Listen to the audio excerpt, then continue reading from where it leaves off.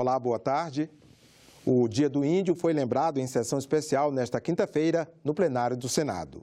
O senador que presidiu a sessão condenou os cortes no orçamento da União que trazem prejuízos às comunidades indígenas. As demarcações e fiscalização das terras indígenas e proteção dos povos indígenas isolados cortaram 48%, ou seja, demarcação zero. Reivindicações vieram dos índios, do ativista Marcos Terena e de Maíra dos Santos Tapuia, formada em medicina na Federal do Tocantins. A nossa voz seja mais ouvida dentro da universidade, para que o conhecimento que levamos para dentro da universidade seja ampliado. Nós precisamos ser ouvidos e atendidos. Termos um índio de verdade na presidência da FUNAI. Qual o problema?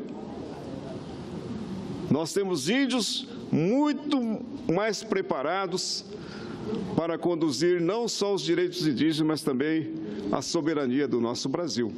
Em tempos de xingamentos, ofensas e difamações, Terena deu uma aula de civilidade, recortando os tempos em que, em plena ditadura, lideranças indígenas dialogavam com as autoridades do país. Enfrentando os estrategistas militares lá no Palácio do Planalto. Nunca tivemos medo deles, mas eles tinham medo da gente, parece. Mas sempre respeitamos, porque a autoridade do Brasil tem que ser respeitada, homem, mulher, qualquer que seja. Assim aprendemos a respeitar as nossas autoridades nas nossas aldeias. Autocríticas e propostas vieram dos senadores que falaram da tribuna e do representante do Ministério Público Federal. Representam o nosso presente e a garantia de seus direitos indisponíveis é dever do Estado e não liberalidade, incluído, entre outros, o direito à demarcação de suas terras, de reconhecimento de sua organização social, costumes, línguas, crenças e tradições, bem como a saúde e a educação escolar diferenciadas. Hoje, certamente, nossas escolas estão cheias de meninos e meninas pintadinhos como índio, vestidos como índio, sem saber o significado daquilo. Porque a lei não é para isso, a lei é para estudar a fundo a cultura, que é para compreender, para ver se muda a atitude. Só muda a atitude se compreender. Aqui nós temos parlamentares que defendem a causa indígena, mas não são escolhidos, não são eleitos pelos povos indígenas. E a gente precisa construir, senador Telmário, essa possibilidade de introduzirmos mecanismos constitucionais para que os povos indígenas, que já representam 1 milhão de pessoas no país, tenham definitivamente uma representação no parlamento escolhido por eles. A Comissão de Relações Exteriores aprovou o nome indicado para futuro embaixador do Brasil na Coreia do Sul. Na mesma sessão deliberativa, os senadores aprovaram 2 acordos de troca de informações relativos a tributos. Um deles com o Reino Unido e Irlanda do Norte e o outro com a Confederação Suíça. Com a aprovação dos 2 projetos de decretos legislativos, o Brasil poderá trocar informações sobre tributos com a Suíça, o Reino Unido e a Irlanda do Norte.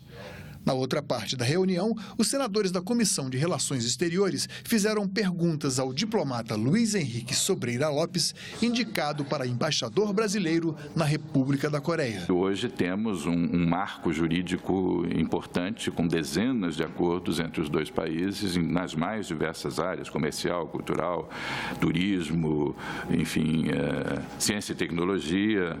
Aprovado por 12 votos a 1, Sobreira Lopes ainda terá que ser submetido a uma outra votação no plenário do Senado. Um novo índice de correção das dívidas dos estados com a União e a compensação urgente por receitas perdidas nas unidades da federação com os incentivos às exportações. Foi o que pediram participantes de audiência pública na Comissão de Direitos Humanos sobre a carga tributária brasileira. Para ajudar a diminuir a dívida dos estados, os participantes pediram que o Congresso Nacional regulamente com urgência o dispositivo que compensa os estados pelas perdas de arrecadação devido a incentivos a exportações.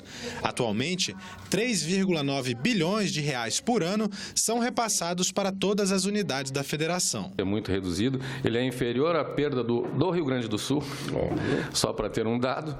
Ele corresponde a aproximadamente 10% das perdas dos estados estados. A questão, ocasionada pela Lei Candir, já foi decidida no Supremo Tribunal Federal, que deu prazo até agosto deste ano para os parlamentares criarem uma nova regra de repasse. O mínimo que a gente espera é que haja um encontro de contas entre Lei Candir e a dívida dos estados. Isso, em alguns casos, iria reduzir drasticamente o valor a pagar, e em outros até quitaria a dívida. Para os participantes, nos últimos anos, desonerações por um lado e o avanço da tributação da União sobre o consumo por outro, tiraram ainda mais receitas dos estados, o que aprofunda a divisão desigual do que é arrecadado. Enquanto União e município ganharam parcela desse bolo da arrecadação, os estados perderam.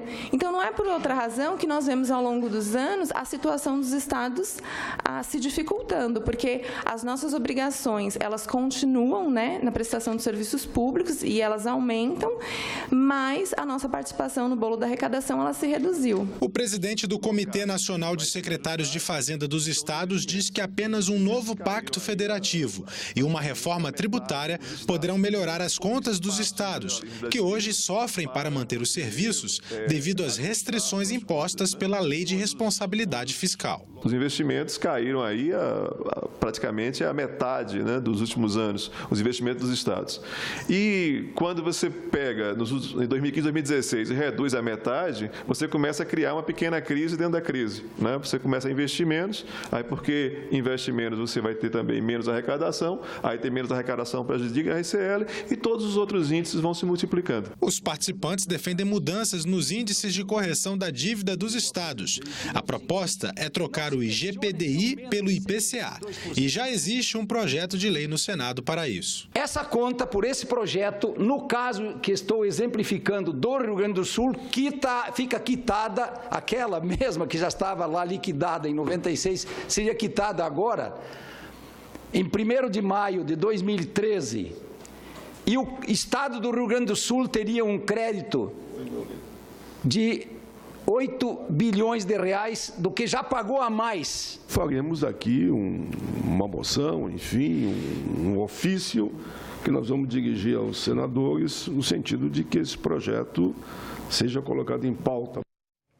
Os senadores aprovaram nesta quarta-feira em plenário um projeto sobre o reuso de água e outro para cancelar uma portaria ministerial sobre o seguro-defeso, que é aquele pagamento que é feito aos pescadores proibidos de exercer a profissão durante o período de reprodução das espécies. Mais informações na reportagem de Soraya Mendanha. Os senadores aprovaram um projeto para quebrar a exclusividade no abastecimento de água por parte da concessionária pública com fontes alternativas, como água de reuso e água de chuva. No mundo inteiro, e há quem diga que daqui a uns tempos vai ser a briga não pelo petróleo ou outras riquezas, mas sim pela água.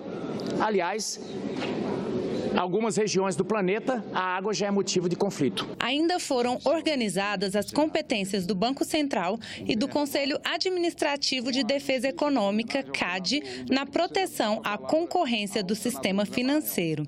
A proposição tem o objetivo de resolver as divergências dos dois órgãos, principalmente nos casos de fusões e aquisições de bancos e instituições similares.